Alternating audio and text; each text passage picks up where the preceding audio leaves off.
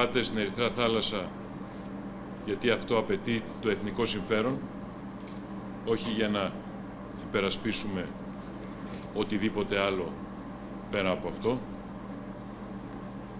Και θα ήθελα επίσης να σας πω ότι η ελληνική κοινωνία έχει στραμμένα τα μάτια της σε εσάς και εύχεται να είστε καλά, γεροί, δυνατοί και να επιστρέψετε ασφαλείς. Να γυρίσετε καλά και ασφαλείς.